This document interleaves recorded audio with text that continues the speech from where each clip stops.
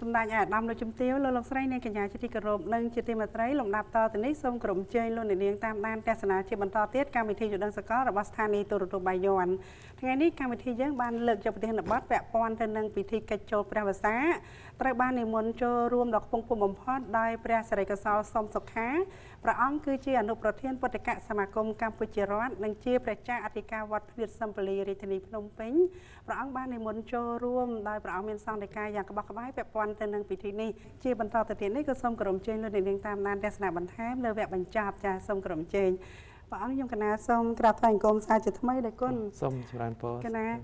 អរគុណដល់ហើយព្រះអង្គថ្ងៃនេះបើគុំថាពាក់ព័ន្ធសុខភាពបន្តិចទៅវិញទៅត្រូវតែភ្លៀងម្សិលមិញទេដោយគុណបើគុំអីខ្ញុំកណាចេះតែលើកសំណួរបន្តថែមទៀតណាពួកព្រះអង្គបកកែមែនតើមានសន្តិការក្បោះក្បាយណាស់ដោយគុណគិតថាថ្ងៃណាមួយយើងនឹងបន្តទៀតទេណាព្រះអង្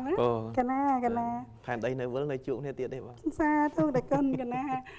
ឥឡូវបន្តទៀតដោយគុណមិញយើងមិនលើកឡើងពាក់ព័ន្ធទៅនឹងពិធីកិច្ចចូលព្រះវស្សាហើយដល់លើករកប្រៀបធៀបមួយចំនួនទៀតមិនអញ្ចឹងដោយគុណណាកណាដែលធ្វើយ៉ាងណាក៏នៅក្នុងប្រធានបទរបស់យើងដែរមិនឃ្លាតទៅឆ្ងាយទេជាការពិតកណាប៉ុន្តែនៅក្នុងពិធីហ្នឹងដោយគុណខ្ញុំកណាឥឡូវហ្នឹងឃើញបងប្អូនពុទ្ធបរិស័ទលោកជាទៀនអញ្ចឹងទៅមានសាដកមានអីអញ្ចឹងដែរអ្នកខ្លះក៏មានប្រេងឥន្ធនៈអីមួយចំនួនអញ្ចឹងទៅអញ្ចឹងពាក់ព័ន្ធទៅនឹងបញ្ហាទៀនវសាហើយនឹងសាដកក៏ដូចជាប្រេងឥន្ធនៈមួយចំនួនហ្នឹងមានការពាក់ព័ន្ធអ្វីហ្នឹងទៅនឹងពិធីចូលព្រះវសាដែលគុណសូមនិមន្តពុទ្ធបរិស័ទលោកជាច្រើនណាយកទៅវត្តឲ្យគុណសូមនិមន្តឃើញច្រើនសាធុពរអរគុណណាដែលបានសួរសំណួរនេះហើយសំណួរហ្នឹងល្អមិនមែនតែអ្នកបងជាច័ន្ទផាឡាទេអ្នកផ្សេងក៏ឆ្ងល់ដែរថាហេតុអីបានជាចូលចិត្តនាំគ្នាយកទៀនយកសាដកអីហ្នឹងទៅប្រេងឥន្ធនៈអីហ្នឹងទៅវត្តខែហ្នឹងតាមពិតទៅនៅក្នុងកិច្ចចូលព្រះវស្សានេះវាសំខាន់រឿងប្រសង់ហើយវត្តទេបានន័យថាព្រះអង្គលោកមានបល័យចូលវស្សារបស់លោកកាលណាតែលោកសូត្រអ៊ីមេស្មឹងអាវ៉ាសេអ៊ីម៉ាំងតេមៀសាំងវសាំងអូពេមីហ្នឹងហើយបានន័យថាអាត្មាអញកំណត់ទីកន្លែងហ្នឹងគង់ចាំព្រះវស្សាអស់3ខែលោកសច្ចាមុខព្រះអង្គតែប៉ុណ្្នឹងគឺអាហ្នឹងចូលភាសាហើយមិនពាក់ព័ន្ធអីជាមួយនឹងទៀនហ្នឹងទេចុះហេតុអីបានជាគេយកទៀនហ្នឹងទៅខែចូលភាសាដេចគុណនិយាយថាពាក់ព័ន្ធហ្នឹងវាដូចផ្ទុយពេកហើយព្រោះខែហ្នឹងគេដឹកទៅទៀនហ្នឹងទៅឃើញច្រើនណាស់អញ្ចឹងសូមអស់លោកអ្នកស្ដាប់ពុទ្ធបរិស័ទស្ដាប់ដោយហេតុផលហ្នឹងហើយ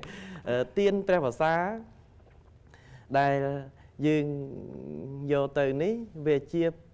ប្រពៃណីពីបុរាណមួយដ៏ល្អណាស់ហើយវាជាប្រស្នាមួយដែលយើងត្រូវគិតថាចុះហេតុអីបានជាចូលភាសារបស់ព្រះសង្ឃចាំបាច់នាំគ្នាយកទៀនអីជំនាន់ពពុទ្ធបើក្នុងរឿងនិទានតាមសត្រាខ្លះជំនាន់ព្រោះនៅក្នុងវិន័យអត់មានពាក់ព័ន្ធទេទៀនក្នុងពុទ្ធដីកាក្នុងវិន័យអត់មានចំណុចណាមួយសម្ដែងសោះពាក់ព័ន្ធរឿងទៀនបើរឿងសាដកមានហ្នឹងហើយប៉ុន្តែរឿងទៀនមិនមានទេក៏ប៉ុន្តែមានពាក់ព័ន្ធនឹងរឿងបតិបគឺការបូជាបតិបភ្លើងបានន័យថាភ្លើងវាអាចពាក់ព័ន្ធមកពីសាសនាព្រាហ្មណ៍ដែរពីព្រោះព្រហ្មញ្ញសាសនាកាលណាតែធ្វើពិធីអ្វីមួយគឺគេដុតភ្លើងនឹងជាប់ហើយគេមិនឲ្យរលត់ទេកាលណារលត់អាហ្នឹងវាជាប្រថ្នូរអាក្រក់នៅក្នុងពិធីសាសនាព្រាហ្មណ៍ហើយព្រាហ្មណ៍ហ្នឹងកើតមុនពុទ្ធហើយពុទ្ធហ្នឹងក៏នៅក្នុងនគរព្រាហ្មណ៍ដែរប្រទេសឥណ្ឌាហ្នឹងប្រទេសសម្បូរព្រាហ្មណ៍ហើយហ្នឹងហើយអញ្ចឹងលំនាំហ្នឹងអាចលំហូរមកដល់ពុទ្ធបរិស័ទហ្នឹងគឺគោរពបូជាភ្លើងហ្នឹងគឺដើម្បីប្រតិបបូជាប្រតិបហ្នឹងថ្វាយព្រះរតនត្រ័យទី1ទី2ពុទ្ធបរិស័ទជាវទានព្រះវស្សាឲ្យទៅវត្តពីដើមគេធ្វើពីកមួនអាចខ្លាខ្មុំហ្នឹងហើយកមួនអាចខ្លាខ្មុំហ្នឹងគេយកទៅលុញធ្វើជាប្រេងធ្វើជាទៀនអីដុតតាមពីចំណងព្រះពុទ្ធណាមានពាក់ព័ន្ធរឿងរ៉ាវហ្នឹងមានសម្ដែងក្នុងសត្រាប៉ុន្តែដោយសារពេលវាខ្លីស្មើអត់មានពេលលើកទេគ្រាន់តែលើកហេតុផលអញ្ចឹងយកទៅថ្វាយព្រះពុទ្ធតាំងពីចំណងព្រះពុទ្ធគង់នៅអញ្ចឹងរហូតមកទល់ពេលនេះពុទ្ធបរិស័ទខ្មែរយើងហ្នឹងចូលចិត្តជាវទៀនយកមកប្រគេនព្រះសង្ឃពីព្រោះក្នុងរដូវព្រះវស្សាព្រះសង្ឃត្រូវដុតភ្លើងចំណងដើមដុតប្រេងដូងប្រេងសដែកអីហ្នឹងដាក់បច្ឆេះអីដូចប្រេងកាតអញ្ចឹងណាបងចាស់លោកដុតអញ្ចឹងទៅហើយបច្ចាធិការលោកប្រាប់ប្រសង់ក្នុងវត្តហ្នឹងកុំឲ្យរលត់ទៀនណាកាលណាតែរលត់ទៀនដាច់ភាសាចំណុចហ្នឹងលែងនិយាយដល់រឿងដើរចោលវត្តមកយប់ហើយនិយាយរឿងរលត់ទៀនដាច់ភាសាបានន័យថាអ្នកដើរជាប្រាថ្នាមួយថាអ្នកដើរទៅឆ្ងាយក៏ដើរទៅយូរបានដែរហូតមកមើលទៀនវិញក្រែងវារលត់ដាច់ភាសាហ្នឹងជាប្រស្នាពីបុរាណមួយទៀតការបូជាទៀនហ្នឹងដើម្បីថ្វាយរំលឹកនឹកដល់ព្រះសម្មាសម្ពុទ្ធផងហើយដើម្បីបំភ្លឺដល់ភិក្ខុសាមណេរក្នុងវត្តពេលដែលលោកដុតទៅយប់បំភ្លឺដូចអ្នកបងថាខែហ្នឹងងឹតដល់បើអត់ភ្លើងខែហ្នឹងងឹតពីសម័យហ្នឹងគ្មានអគ្គិសនីអត់មានអគ្គិសនីប៉ុន្តែឥឡូវមានអគ្គិសនីមិនក៏នៅតែប្រើថាវាជាទំនៀមមកដោយខាន ពុំបានទេដូចអ្នកការអញ្ចឹងចុះបើការនាំគ្នាហៅទៅភ្ញៀវហូបបាយអាចារ្យឲ្យពោទេចាំបាច់យកការស្លាមកទៅអីអស់ដូងពីវេធ្លាយអាហ្នឹងវាជាទំនៀមវាត្រូវតែមានអញ្ចឹងអញ្ចឹងដូច្នេះរឿងចូលព្រះភាសានេះដែលមានទៀនហ្នឹងទី1លោកនេនលោកភិក្ខុអីលោកសឹងយាមទៀនបុរាណយាមទៀនណាបងអត់បានទេលុតអត់បានទេប្រកាន់ណាអាត្មាអីពីដើមសិតដាក់វេនយាមទៀនឲ្យតែទៀនអាលុតដឹងតែត្រូវពាត់ហើយលោកគ្រូចកៃបាយហើយហើយការយាមហ្នឹងក៏ល្អទៀតដូចគុណគេលោកខ្ចល់ឲ្យវាប៉ើងវាប៉ើងឆេះវិហារឆេះសាលាឆេះកត់ដល់បុរាណឆ្លាតណាស់បងចាស់មិនមែនរឿងលេងសើចទេគាត់កើតមុនយើងគាត់កើតមុនយើង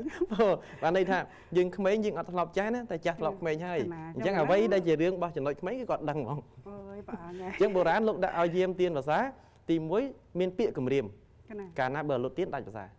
ប៉ុន្តែក្នុងវិន័យប្រាបានសម្ដែងថាលុតទៀនដាច់ទេតើអ្នកឯងដើរកន្លងយប់បានដាច់ប៉ុន្តែបើសិនជាយើងវល់ដើរភ្លេចអត់មកវត្តវិញមកយប់ពីយប់អាទៀននេះលុតឆាបឆេះបាត់តិចប្រហែលតិចគាត់ហ្នឹងធ្វើមិនទៅអាហ្នឹងជារឿងទី1រឿងទី2យប់ឡើងលោកយាមទៀនលោកបានរៀនព្រោះ3ខែដែលអាត្មាបានលើកខាងដើមថាវាជាធុងអាគុយដែលគេចាប់ផ្ដើមសាក់ថ្មហើយ3ខែហ្នឹងរបស់ប្រសង់គឺសាក់ថ្មចូលខួរក្បាលរៀនធម៌ហ្នឹងហើយអញ្ចឹង3ខែហ្នឹងលោកបានភ្លើងទៀនហ្នឹងមើលសភៅធម៌រៀនទិញស្វាត់ជាយ៉ាងដែរព្រោះបើយើងបើកអំពូលចេះរហូតវាភ្លឺចាំងពេកផងហើយណាមួយមនុស្សកាលណាតែភ្លឺពេកអារម្មណ៍ហ្នឹងរៀនមិនចេះទេបើបានអាប្លង់មួយទៀនហ្នឹងរៀនឆាប់មូលអារម្មណ៍មូលជាងបងនឹងពីសម័យប្រពុតសម័យប្រពុតអត់ទេក្រោយមកអញ្ចឹងដែរបងអាត្មាជំនាន់ឆ្នាំ96 97នេះនៅមានឡើយយប់ឡើងអញ្ចឹងដុតធូប3 4សរសៃដាក់ផ្គុំចូលគ្នាអញ្ចឹងឲ្យដើរទៅមុខចេតិយមុខវិហារទៅហើយឧបមាថាយើងទិញធអីមួយអញ្ចឹងទិញប៉ុន្តែយើងមើលអត់ឃើញដល់យកធូបហ្នឹងផ្លុំឲ្យឃើញមកជួរហ្នឹងឲ្យដាក់ទឹកវិញហើយទិញកាលណាតែយើងលែងពឹងធូបហ្នឹងបានន័យថាយើងចាំហើយអូបងហ្នឹងកាលពីមុន10ឆ្នាំមុន10ឆ្នាំមុន10ឆ្នាំមុនថ្មីហ្នឹងហើយប្រសងឥឡូវមួយចំនួននៅតាមស្រុកស្រែជនបទអាត្មាជឿថាលោកអាចនៅប្រតិបត្តិផ្លូវហ្នឹងព្រោះហ្នឹងរៀនចេះអញ្ចឹងបងព្រោះហើយមិនមែនអង្គុយរៀនក្នុងបន្ទប់ទេណាទៅមុខចេតិយគេទៅបញ្ចុះសពអីហ្នឹងមិនមែនរឿងស្រួលបានស្រាវឆ្អឹងខ្នងប៉ុន្តែយកធូបហ្នឹងផ្លុំអញ្ចឹងអូបានតែកដាក់អក្សរថាអនុជានាមិអញ្ចឹងយើងអត់ចាំអនុជានាមិហ្នឹងស្អីគេអញ្ចឹងយកភ្លុងធូបហ្នឹងទៅផ្លុំដាក់អញ្ចឹងហើយយើងផ្លុំទៅអានរ៉ាត់ចំហាយធូបហ្នឹងវាមិនជះមកឃើញអក្សរអញ្ចឹងយើងថាអូអនុជាអញ្ចឹងបិទធូបវិញទិញអនុជានាមិហើយដល់ពេល1ម៉ោងក្រោយជប់បន្តិចហើយវាចាំអត់ចាំបើអត់ចាំទេយកធូបហ្នឹងផ្លុំមើលម្ដងទៀតបើខ្ញុំកណាអត់ចឹងទេគុណបើថាខ្លាចចាំងយើងប្រើភ្លើងរាត្រីអីចឹងទៅអញ្ចឹងបាទអាត្មាថាជីវិតកុហកនិងជីវិតប្រសងវាផ្សេងគ្នានិយាយតាំងពីខាងដើមហើយដល់ពេលព្រះអង្គមានសន្និកាអញ្ចឹងបើមិនផ្លុំភ្លើងធូបទៀនអញ្ចឹងនេះបើជីវិតមានន័យបើជីវិតមានន័យហ្នឹងហើយយើងមើលសត្រាមើលអីសពបែបយ៉ាងហ្នឹងហើយអញ្ចឹងទៀនភាសាហ្នឹងមានប្រយោជន៍មានប្រយោជន៍ថាលោកមិនបាច់ចាំដាក់ទៀនធូបផ្លុំទេលោកអាភ្លឺផ្លុំហ្នឹងមើលឃើញអក្សររៀនព្រោះទៀនភាសាវាឆេះអត់នឹងដូចអំពូលអញ្ចឹងឯងបងអំពូលភ្លឺនឹងចាស់នោះភ្លឹបត្រូវខ្យល់ផងប្រហែលមានលោកណាមួយអង្គឈរក្បែរហ្នឹងមកខ្មោចរត់ចោលទៀននឹងទៀតអាពលឺភ្លើងទៀនហ្នឹងវាចាំងឲ្យយកលោកបានរៀនណែធម៌វិន័យ3ខែហ្នឹងដោយសារទៀនហ្នឹងដែរព្រះអង្គឯងតាមពិតទៅអញ្ចេះទេប្រសង់គឺថាលោកនៅពេលដែលបួសហើយគឺប្រសង់ត្រូវតែហាត់ពុតលុតដំដូចតាហ៊ានដល់អញ្ចឹងតាមពិតចង់ឲ្យសម្រួមចិត្តដូចគ្នាបងដូចគ្នាបុរាណពីដើមឆ្លាតដែរលោករៀបចំឲ្យយើងមានទាំងអស់ខណៈយើងចេះនាំគ្នាគិតថាអាហ្នឹងវាហួសសម័យហើយកុំគិតអញ្ចឹងចំណុចណានៅល្អយើងនៅប្រតិបត្តិទៅទី1មួយវិញទៀតរឿងសាដកដែរគុណរឿងសាដកហ្នឹងហើយឥឡូវរឿងទៀនភាសាហ្នឹងប៉ុណ្ណឹងចង់បញ្ជាក់ថាទៀនភាសាជាទំនៀមប្រពៃណីហើយយើងធ្វើបានបនមែនពីព្រោះជំនាន់ពុទ្ធកាលមានអ្នកធ្វើអាហ្នឹងបានផលបានកុសលអីរបស់គេតាមប្រាថ្នាអញ្ចឹងមែនរឿងទៀនភាសាមិនមែនថាអត់ប្រយោជន៍ទេគឺមានប្រយោជន៍ណាស់ញាតិញោមជាវប្រកេនលោកទៅហ្នឹងហើយមិនបាច់ចាំលោកទូរស័ព្ទសុំអីទេជាប្រកេនលោកទៅទៀនភាសាតាមវត្តតាមអារាមហើយបើអត់ទេប្រេងណាប្រេងហ្នឹងគឺបំភ្លឺវត្ត3ខែហ្នឹងដែរព្រោះពុទ្ធបរិស័ទខ្មែរយើងគាត់ខ្លាចលោកអង្កិតខែភ្លៀងអញ្ចឹងប្រកេនទៀនមិនអស់ចិត្តទេប្រកេនប្រេងទៀតព្រោះខែលោកបើកម៉ាស៊ីនលោកដុតចង្គៀងអីថែមឲ្យភ្លឺវត្តអញ្ចឹងបានន័យថាកុហករវល់របរទទួលទានរបស់គាត់មានប៉ុន្តែគាត់មិនបោះចោលប្រសងទេខ្លាចប្រសងលំបាកវេទនាអីអញ្ចឹងជួយគ្រប់យ៉ាងចាក់ដល់ម៉ាស៊ីនភ្លើងអញ្ចឹងណាបើសម័យនេះពេលខ្លះទៅនៅវត្តហ្នឹងគឺថាមានពិធីពេលខ្លះថាពុទ្ធបរិស័ទអីលោកគឺមានធរៈធនធ្ងរបំផុតអីសាច់សាលោហិតអីចំណាមរណភាពអីអញ្ចឹងដូចគុណដល់អញ្ចឹងទៅបានប្រេងបានអីហ្នឹងប្រឆេះទៅបានបនមិនអញ្ចឹងដូចគុណណាកណាបំភ្លឺឲ្យភ្លឺប្រងព្រានហើយមួយវិញទៀតហ្នឹងរដូវវស្សាអញ្ចឹងសត្វធាតុវាកើតដោយគុណមានសន្និកាអញ្ចឹង hay là không vót đây ấy là miền cả đầm độc lá đây con chỉ cả bật đấy cái này đòi chân tới sạt về vi trên bị nông về ấy cái lô mình khơi đai cho anh đây mình đang đây con thầm thơi nè bông cái này chẳng trời miền phơi bông phơi chỉ chạm bạn chẳng tiền và xa hành tây nó miền bị giỏi chứ nè có phần tay dương cua tại đạ pra ở về tới chia phải giỏi là móm xong rúm hái cầm ói khai từ chia phải giỏi chạc chế nhưng khai từ chia phải giỏi bạc hạt trời kịch vì phải giỏi năng lại bàn bò đi bò cột bọt aram thằng ó năng hay sông côn cha cột bọt thằng ó sông người ta nó cua hay thay tiền và xa cả na bay khai năng cầm ói nè cầm ói tiền là lót địch bồ ran lột thà chẳng ca thay tiền mình ói được lót đấy cứ chia xa nhà mỗi thay dương miền chia diêm mọt chặt mình men chia một nút giặc chơi đấy nè cái thay rồi bây giờ tiên mình lột phó riêng ấy ca nghe pin đây chẳng chẳng thừa khó thế nhé nên không dịch đây nó phải chẹn dân chẳng sông vợ ông thay tiền tới hay cột bầy khai dương căn thò pin đây bị xe prang sặc xa riêng sâu trong cùng lông bầy khai đi vẽ quan riêng sầm pột xạ đỏ hay đấy ban chi miền sầm pột xạ đỏ chẳng pro chỉ non đám dương dây bịa than điên bị xa khá kỳ đắng ngay nè bóng có thọp lư khá đấy nhưng vì xa khá nó chia sạch tây đòi snai mà nè trong pột sát nát đây của cai thứ bọn thứ tiền men tên hay nhưng vì xa khá qua tay anh ta bậc kênh phê chỉ chạy đò vào sáng đó thằng ngày nương vọt hay ngày mới quát niềm muốn bọn vì vọt chết tập buồn tới thằng sông niềm muốn bị khẩu từng ngõ tới chán để còn tới chán phọt đó bạn ấy thả hà tròng đó về chuôn khai nước mê bị phèn hay bị kiện đòn màu hay một toàn khơi bọn non bị khẩu tới nhưng vì sao khá nó có pra tia xây mà nè bị là tia xây pra tha xây sạch tây nè bầm ra rồi tia xây ai tia xây mà nè nó từ mưa mưa ở mấy có lục dù mấy đó còn từ đó vót còn ở khơi lục xong sao khơi tên bộ đó một tắc akrat cái rồi khơi chẳng có từ pra nhưng vì sao khá bên tha bò bật nè mà cha nè nâng vót ở bên lô cái khơi là bộ chi bộ ngày phụ chi bộ bạn này thà phụ nị cồn xế nhất nè ngày ăn miên vào sáng ấy bạn nêu giá khác quạt đăng cả tháo và quạt chỉ mịch liên lụ từ sòng tặc hay đời xa thì chỉ post bong về tích về cro năng gì hưởng thằng đám cho máu chẳng bàn lụ đó bong chỉ post tục hay chẳng niêng tay một đón thiết hình lụ đập về niêng tia xây năng mau mà xa tiết mà đó phụ bị khẩu năng lụ sòng tặc hay lụ cho cọt ỏi chẳng mà đó là bên khơi bên mình đứng bên ấy đi lục cho cọt ngạt ở ấy điên nó có tay bên thang bò bớt điên mà cha nè vót ở bên lục thế nó ngay chi vụ của tay cháu đó hay lấy nó ở bên này chẳng niệm ra khai còn đang có thang lục xong tắc hay bị hẹn hay và cọt chỉ lục cho từ con cọt khum chỉ vô hay chẳng phải hai tay đón tiết nè anh tâm đón tiết khinh lục này chẳng tia xây năng mau một đòn tiết đo p và lẽ đây bật bút lục thì muốn bị khẩu thằng ở điệp trong khum chỉ vô tranh tới tiền nhưng bị xa kha chẳng bị khẩu xong năng bộ phốt từ tua chẳng hạn tròn tiền niệm bị xa khá hay niệm xa khá có phải cung tham bò bứt bỏ ăn đòi chấm rán tùm cung sông po và bầy vì bỏ ăn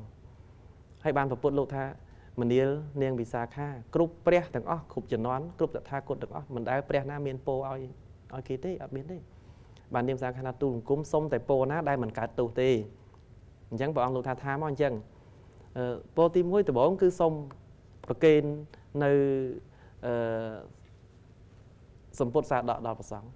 về thang sầm pốt xa đọ nó vì miền băng miền sầm pốt ngu tặngในក្នុងហ្នឹងព្រោះនាងនឹងដឹងថាលោកសង្ឃឲ្យតែមេឃភ្លៀងលោកសប្បាយចិត្តដោះចពោទៅស្រង់ទឹកភ្លៀងហើយទៅស្រង់ហ្នឹងអត់ផ្លាស់អត់អីដោះស្បង់ចឹងទៅហ្មងចុះវាកាន់ហ្នឹងវាក្រវាមានកាន់ហ្នឹងក្រហើយជំនាន់ហ្នឹងវាអត់សូវចម្លែកទេរឿងអ្នកអត់ស្លៀកពាក់ទៅងូទឹកហ្នឹងពីព្រោះនៅប្រទេសឥណ្ឌាសបោចែលសបោអីសាសនាផ្សេងគេមានស្លៀកពាក់ណាអាហ្នឹងជាការពិតអញ្ចឹងបានទំនំហ្នឹងនាងវិសាខាសុំពោហ្នឹងមួយទី1សុំប្រគេនសម្ពុតសម្រាប់ស្រង់ទឹកពោទី2ពោចុងក្រោយអាត្មានិយាយពោកដាលហ្នឹងកុំឲ្យវាខាតពេលពោចុងក្រោយបំផុតពោទី8ហ្នឹងសុំប្រគេនសម្ពុតងូទឹកភ្លៀងអញ្ចឹងបានមុនពេលចូលភាសាហ្នឹងគេតែងតែធ្វើសារដកប្រគេនលោកហើយក្នុងសារដកហ្នឹងនៅស្រុកយើង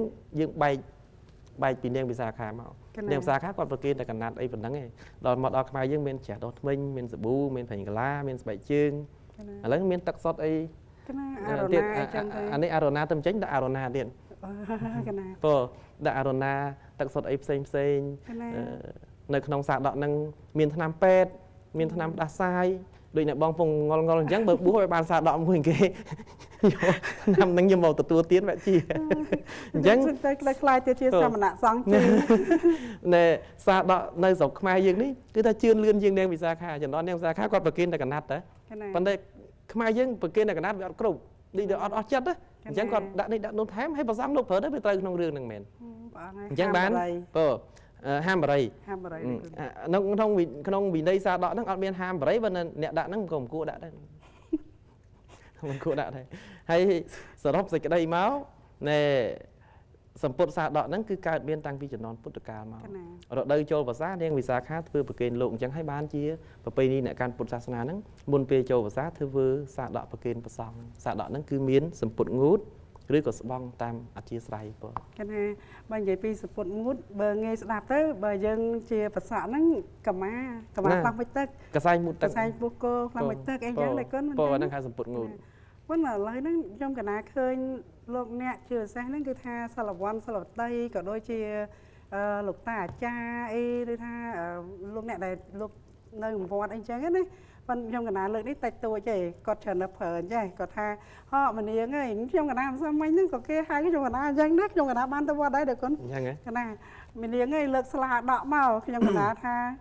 លោកយាយយើងខ្ញុំកណាមានស្លាដកខ្ញុំកណាមានតែសាដកព្រោះស្លាដកហ្នឹងអាជាកន្សែងស្លាដកហ្នឹងអត់បានទៅខ្ចប់មកទេសាដកនៅក្នុងវចនានៅក្រមសម្ដេចសង្ឃជនណាមានតែសេដែរព្រះអង្គនៅទំព័រ1326ស្លាដកស្លាកសែងហ្នឹងរឿងគេផ្សេងហើយអាស្លាដកដែលគេចងជ័យកម្មាឬក៏គេប្រើនៅក្នុងទំនៀមការណាពីណាមានប្រើពាក្យសាដកស្លាកសែងហ្នឹងហើយដល់ពេលប្រសង់គេសាដកសាដកហ្នឹងប្រែថាសម្ពុតកណាអញ្ចឹងព្រះអង្គយើងបរហោះតាម YouTube ផងតាម Facebook ផងឲ្យជ្រាបជ្រាបទៅកណាយើងខំប្រឹងទាំងអស់គ្នាកុំឲ្យនៅតែស្លាដកទៀតព្រោះនៃវាផ្សេងហ្នឹងហើយអញ្ចឹងញាតិញោមអ្នកមើលតាមនេតិយល់ដឹងសកលជប់ហៅស្លាដកណាខុសទេក្នុងអ្នកបងជាច័ន្ទផល្លាគាត់ទៅវត្តគាត់មានយាយជីផងតែគាត់ដឹងថាពាក្យហ្នឹងខុសព្រោះយាយជីហៅគាត់ដូច្នេះកុំប្រើពាក្យស្លាដកអត់ត្រូវគឺសាដកសាដកដៃគុណកណាហើយព្រះអង្គឯងអរប្រគុណណាឥឡូវនេះដៃគុណមកយើងកាន់តែគីអីប៉ុន្តែរឿងលទ្ធផល9នេះដៃគុណខ្ញុំកណាកាលដែលយើងបានផ្សព្វផ្សាយដៃគុណខ្ញុំកណាបារម្ភហ្នឹងដឹងយ៉ាងណាទេនេះកលបុត្រកលធីតាហ្នឹងបួសបានគ្រប់អត់ឥឡូវយ៉ាងម៉េចទៅដៃគុណសូមនិមន្តអូសាធុអរប្រគុណណាស់ណែចុងក្រោយហ្នឹងក៏សូមថ្លែងអំណរគុណបាយ័នបានជួយផ្សព្វផ្សាយតាមនេតិយល់ដឹងសកលរបស់យើងមានពុទ្ធបរិស័ទច្រើនបានជ្រាបតាមរយៈហ្នឹងហើយក៏ទៅសូមបួសច្រើនហើយឆ្នាំនេះកុលបុត្រអាត្មាទទួលតែ500អង្គទេតាមការជាក់ស្ដែងទៅប៉ុន្តែអ្នកបួសដែលមានទូរលេខច្បាស់លាស់រហូតដល់ថ្ងៃទី3គឺយើងមាន583អង្គអ្នកជាទូរលេខមួយផ្លូវការប៉ុន្តែផុតពីបួសហ្នឹងទៅបូកមែនទែនទៅគឺ600ជាងតែអាត្មានិយាយថាលើ83ហ្នឹងចុះលើ83អង្គអ្នកទេហើយពិធីហ្នឹងទាំង583អង្គអ្នកកាលដែលប្រារព្ធពីថ្ងៃទី11ដល់ថ្ងៃទី18ខែមិថុនាកន្លងទៅថ្មីនេះគឺប្រព្រឹត្តទៅបានជោគជ័យល្អ 100% ពោពេញដោយបុណ្យកុសលដ៏ខ្ពង់ខ្ពស់ហើយមានការចូលរួមពីសំណាក់ពុទ្ធបរិស័ទគ្រប់ទិសទីគ្រប់មជ្ឈដ្ឋានគ្រប់ស្រទាប់វណ្ណៈបានទៅប្រតិបត្តិធម៌វិន័យនៅទីហ្នឹងក្នុងនោះក៏មានកិច្ចសហការជាមួយនឹងមន្ត្រីរដ្ឋាភិបាលដូចជាឯកឧត្តមទេសរដ្ឋមន្ត្រីក្រសួងធម្មការនិងសាសនាឧត្តមហ៊ឹមឆែមលោកជាទេសរដ្ឋមន្ត្រីហើយបានទៅចូលរួមក្នុងពិធីបិណ្ឌចែកវិញ្ញាបនបត្រដល់សិក្ខាកាមទាំងអស់ហើយការដែលថ្ងៃបើកហ្នឹងមានការចូលរួមពីសំណាក់ឯកឧត្តមបាសចេតវង្សមានឯកឧត្តមលោកជំទាវជាច្រើនទៀតបានទៅចូលរួមនៅក្នុងពិធីហ្នឹងពោពេញដោយបុណ្យកុសលណាស់ហើយមានពុទ្ធបរិស័ទជួយទំនុកបម្រុងឧបត្ថម្ភគ្រប់គ្រងក្នុងពិធីនេះជាតីយទានបរិបូររួមទាំងអ្នកបងផល្លាផងនឹងបាននាំទឹកសុទ្ធនាំតីយទានជាមួយនឹងស្វាមីទៅចាប់មគ្គផលដល់វត្តស្គាល់វត្តភ្នៀតហើយទៅនឹងដូចជាចំពេលគេពងរៀបសមាធិពេលល្ងាចទៀតល្ងាចដែរហ្នឹងហើយបានមិនមែនតែពុទ្ធបរិស័ទទេអ្នកបងអ្នកសម្ភារហ្នឹង3ឆ្នាំហើយឥឡូវបានទៅដល់ហើយកណាទៅដល់ទីកន្លែងហ្នឹងជ្រះថ្លាមែនទែនអញ្ចឹងពិធីហ្នឹងបានចប់សពគ្រប់ដោយបរិបូរហើយប្រសង់ដែលបួសទាំងអស់សឹកទៅវិញនៅសល់125អង្គហើយ125អង្គហ្នឹងលោកនិមន្តទៅគង់តាមមូលដ្ឋានវត្តមួយចំនួនសិក្សារៀនសូត្រទៀតហើយសល់មួយចំនួនគង់នៅជាមួយអាត្មាសប្តាហ៍ថ្ងៃនេះបើហើយចំពោះដូនជីគឺអត់មាននៅទេគាត់ត្រឡប់ទៅផ្ទះវិញព្រោះគាត់មកប្រតិបត្តិតែមួយអាទិត្យហ្នឹងទេហើយព្រះអង្គនៅពេលដែលខ្ញុំកណាបានទៅដល់វត្តភ្នៀតសំភ្លីខ្ញុំកណាមានការចាប់អារម្មណ៍ខ្លាំងមែនទែនជាពិសេសលោកអ្នកដែលមានឋានៈខ្ពង់ខ្ពស់លោកអ្នកក៏ចូលរួមបានច្រើនដែរអញ្ចឹងសង្ឃឹមថាសាសនាយើងមិនសាបសូន្យទេមិនចឹងទេគុណណាសាសនាពុទ្ធយើងចូលរួមទាំងអស់គ្នាមិនចឹងទេគុណពោជាការពិតកាលណាតែមានបរិស័ទទាំង4ពួកនឹងនៅឈរ ជាសសរទ្រូងហើយសាសនានឹងមិនរលំទេបើបរិស័ទ4ពួកនឹងបែកបាក់គ្នាអានឹងសាសនារលំលាយហើយណាហើយខ្ញុំកណាដឹងថាវត្តភ្នែតសំពលីនេះគឺជាវត្តមួយក្នុងចំណោមវត្តដទៃទៀតដែលបាននឹងកំពុងតែអនុវត្តផ្នែកខាងធម៌វិន័យនឹងបានច្បាស់លាស់ល្អអញ្ចឹងយើងចេះតែខិតខំហើយមួយវិញទៀតវិសាលភាពផ្ទៃដីធំដែរគុណហើយខ្ញុំកណាទៅនេះវាយប់ជ្រុលកណាដល់អញ្ចឹងទៅមើលមិនតាន់បានអស់សង្ឃឹមថាថ្ងៃណាមួយព្រះអង្គនឹងផ្ដល់ឱកាសសាជាថ្មីទៅផ្ដិតយករូបភាពនៅទីនោះដែរគុណសាធុកណាហើយព្រះអង្គមានទិសដៅផែនការច្រើនដើម្បីស្ថាបនាធ្វើយ៉ាងណាឲ្យវត្តយើងកាន់តែរីកចម្រើនហើយក្រោយបើបានទៅថ្ងៃបន្តិចឬក៏ទៅព្រឹកបានឃើញបន្លែលោកហ្នឹងថ្ងៃឡូបានស្ពៃ1គីឡូអីមកស្លណែមានដីម្ដុំពីក្រោយគាត់ហ្នឹងគឺទិញក្របស្ពៃក្របដំណាំធម្មជាតិរបស់យើងណាខ្ញុំមកដាំសម្រាប់ប្រគេនប្រសង់ឆាន់ឥឡូវព្រឹកមិញហ្នឹងអ្នកដាំលោករាយការថាដោះឲ្យលោកគ្រូនៅថ្ងៃកាត់ឆាន់នេះហ្នឹងអូបងថ្ងៃខ្ញុំគិតថាចាប់អារម្មណ៍មួយទៀតដែលគុណបានកំពុងតែសាងសង់នៅអាគារនេះយើងហៅអាគារធម្មសាលាកណាកន្លែងហ្នឹងល្អដែលថាត្រៀមឲ្យសិស្សនិស្សិតអីអាចរៀនសូត្រនោះនៅជាន់ទី1ត្រៀមទុកសម្រាប់បម្រើដល់សិស្សនិស្សិតដែលមកពីជនបទទីក្រីក្រព្រោះភ្នំពេញមិនអាចនៅតែប៉ុណ្្នឹងទេប្រកាសជារីកទៅក្របដល់វត្តអាត្មាហ្នឹងឥឡូវហ្នឹងចូលពេញគេហើយកណ្ដាលនៅជាយពីដើមយើងនៅខេត្តកដាលប៉ុន្តែរដ្ឋាភិបាលលោកទៅកាត់ប្រហែលឆ្នាំហ្នឹងចូលក្រុងប៉ុន្តែបន្តិចទៀតហ្នឹងវត្តភ្នែកហ្នឹងអាចនឹងក្រុងមែនតែនពីព្រោះប្រជាជនកាន់តែរីកដុះទៅអ្នកទៅធ្វើការអភិវឌ្ឍអញ្ចឹងអាត្មាយល់ថាបន្តិចទៀតសាកលវិទ្យាល័យច្រើនមួយចំនួននឹងទៅក្បែរហ្នឹងហើយអញ្ចឹងកូនអ្នកជនបទដែលគ្នាមានជីវភាពខ្សត់ខ្សោយមិនមានលទ្ធភាពច្រើនសម្រាប់ជួលផ្ទះនៅគ្នាអាចស្នាក់នៅវត្តដោយសពថ្ងៃហ្នឹងអញ្ចឹងវត្តបទុមវត្តណាឡំវត្តលង្កានេះជាកន្លែងបន្ទប់ដែលនិស្សិតខ្មែរយើងបានចេះដឹងច្រើនណាស់ចេញពីហ្នឹងទៅសូម្បីតែមន្ត្រីរដ្ឋាភិបាលជាន់ខ្ពស់មួយចំនួនសពថ្ងៃហ្នឹងក៏ធ្លាប់នៅវត្តបទុមវត្តណាឡំហ្នឹងគាត់រៀនពីសង្គមដើមណាអញ្ចឹងសិតតែអ្នកចេញពីវត្តច្រើនណាស់ហើយអញ្ចឹងអាត្មាមានអាគារនឹងមួយជាន់ក្រោមបើគិតទៅអាចធ្វើបានជិត60បន្ទប់សម្រាប់បន្ទប់តូចអញ្ចឹងទុកជាន់ក្រោមហ្នឹងសម្រាប់សិស្សនិស្សិតមួយចំនួនដែលក្រីក្រហ្នឹងគ្នាបានស្នាក់នៅរៀនសូត្រកណាអញ្ចឹងការធ្វើទៅបានអាស្រ័យទៅការចូលរួមរបស់ពុទ្ធបរិស័ទមិនអញ្ចឹងទេគុណជាការពិតកណាតិចច្រើនអីយើងចូលរួមទាំងអស់គ្នាទៅបងជាការរួមចំណែកនៅក្នុងការកសាងអាគារហ្នឹងមានតាំងពីខាងផ្នែកញាតិញោមខាងរដ្ឋាភិបាលមានតាំងពីញាតិញោមខាងកាកបាទក្រហមអីទៅជួយច្រើនហើយអរគុណណាស់សប្បុរសជនគ្រប់គ្នាទាំងអស់អាត្មាមិនបានលើកឈ្មោះទេប៉ុន្តែគ្រាន់ថាសិតតែជាពុទ្ធសាសនិកជនដែលមិនអាចកាត់ផ្ដាច់ពីពុទ្ធសាសនាបានទៅឧបត្ថម្ភជួយកសាងអាគារហ្នឹងធ្វើបាត់ថាឥឡូវមិនតាន់ហើយពងតែធ្វើមែនប៉ុន្តែគង់តែហើយទេហ្នឹងអូយអរគុណដល់គុណឥឡូវហ្នឹងពេលវេលាដល់ទៅហើយដល់គុណអញ្ចឹងមានសង្កេតការបន្ថែមដើម្បីបញ្ចប់កម្មវិធីបងអង្គព្រោះថាខ្លាចហួសម៉ោងឆេកអីណាយន្តហោះទៅសាធុអរគុណណាស់ជាចុងក្រោយនេះខ្ញុំទូលព្រះបង្គំខ្ញុំបកណាសូមយកឱកាសនេះថ្វាយពពរសម្ដេចព្រះសង្ឃនាយកសម្ដេចព្រះមហាសង្ឃរាជព្រះសង្ឃគ្រប់ព្រះអង្គជូនពរសម្ដេចអាដាមលោកជំទាវអស់លោកស្រីពុទ្ធបរិស័ទគ្រប់ទិសទីទាំងអស់ក្នុងរដូវចូលព្រះវស្សានេះសូមបាននិមន្តយាងគង់នៅជាសុខទាំងអស់អង្គអ្នកគ្រប់គ្នាដោយអំណាចបុណ្យកុសលដែលពុទ្ធបរិស័ទយើងបានធ្វើនិងបំពេញទូទាំងប្រជាជាតិកម្ពុជាក្នុងរដូវចូលព្រះវស្សានេះផងហើយក៏សូមយកឱកាសនេះថ្លែងអំណរអគុណចំពោះសម្ដេចអាដាមលោកជំទាវពុទ្ធបរិស័ទគ្រប់ទិសទីទាំងអស់ញាតិញោមចិត្តឆ្ងាយពិសេសអ្នកបងក៏ដោយដែលបានអញ្ជើញទៅចូលរួមដល់វត្តផ្ទាល់ដើម្បីបានចូលរួមចំណែកក្នុងពិធីបុណ្យបំពោះកុលបុត្រកុលធីតាចំនួន500អង្គអ្នករយៈពេលមួយសប្តាហ៍ឆ្នាំទី9វគ្គទី9របស់វត្តភ្នែតសំពលីដែលប្រព្រឹត្តទៅបានជោគជ័យពោពេញដោយបុណ្យកុសលដ៏ប្រសើរថ្លៃថ្លាក្នុងឱកាសពេលនេះសូមបានចំណែកអានិសង្ឃកុសលផលបុណ្យស្មើគ្នាហើយបើនៅក្នុងកំណើតជាមនុស្សក៏សូមឲ្យរស់នៅបានសុខមានសំណាងល្អគ្រប់គ្នាកុំបីគិតខ្លាចទៅជាបការៈដតីឡើយសូមថ្លែងអំណរអគុណយ៉ាងជ្រាលជ្រៅជាទីបំផុតចំពោះលោកជំទាវហ៊ុនម៉ាណាអគ្គនាយិកាវិទ្យុនិងទូរទស្សន៍បាយ័ននិងការីចាក់ផ្សាយពិធីការនីបងប្អូនទាំងអស់ដែលបម្រើការនៅក្នុងទីនេះហើយនិងអ្នកបងជាច័ន្ទផល្លាដែលជាពិធីករសម្របសម្រួលក្នុងនីតិយល់ដឹងសកលដែលតែងតែបានផ្ដល់នៅឱកាសនេះចំពោះកម្មវិធីពុទ្ធចក្រមានគ្រប់ផ្នែកទាំងអស់រួមជាមួយនឹងកម្មវិធីផ្សេងទៀតបានជាថ្នាលបណ្ដុះនៅបញ្ញាស្មារតីរបស់ទស្សនិកជនគ្រប់ទីកន្លែងទាំងអស់ឲ្យបានយល់អំពីអ្វីទៅដែលជាសិលធម៌វប្បធម៌ប្រពៃណីទំនៀមទម្លាប់សេដ្ឋកិច្ចជីវិតនិងការរស់នៅប្រចាំថ្ងៃឲ្យពុទ្ធផ ផ្លូវតម្រង់ផ្លូវដល់អ្នកចំនួនក្រោយបានដើរនៅក្នុងផ្លូវត្រូវទាំងអស់គ្នាសូមជូនពរអគ្គនាយកដ្ឋានវិទ្យុនិងទូរទស្សន៍បាយ័នទាំងមូលបានប្រកបតែជោគជ័យនិងបានជួយបម្រើនាវាកម្ពុជាយើងឲ្យបានរុងរឿងទៅមុខទៀតកុំបីឃ្លៀងឃ្លាតឡើយសូមអនុមោទនាសាធុដល់គុណឯងអូយខ្ញុំកណាដល់អញ្ចឹងឃ្លាតពីព្រះអង្គនេះអញ្ចឹងថាធ្វើការងារនឹងបន្តទៀតប៉ុន្តែគុណធ្វើម៉េចឲ្យពេលវេលាយើងមិនអញ្ចឹងពេលវេលាយើងអស់កណាប៉ុន្តែមិនបញ្ចប់ឯណាឥឡូវហ្នឹងដូចខ្ញុំកណាលើកខាងដើមអញ្ចឹងយន្តហោះកំពុងតែរងចាំយន្តហោះរងចាំតែគុណយន្តហោះរងចាំព្រះអង្គក៏ព្រះអង្គរងចាំយន្តហោះ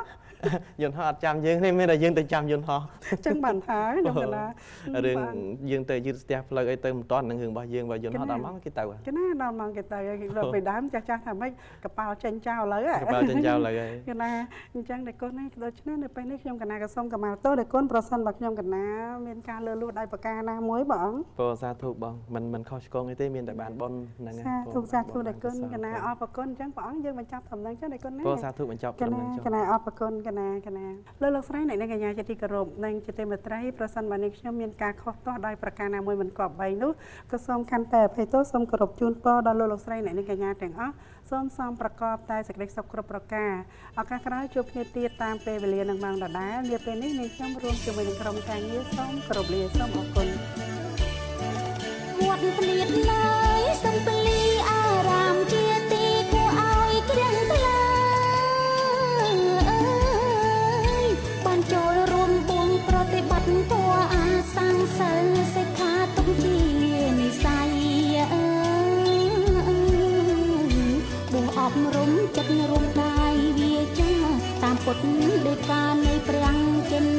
ស្រី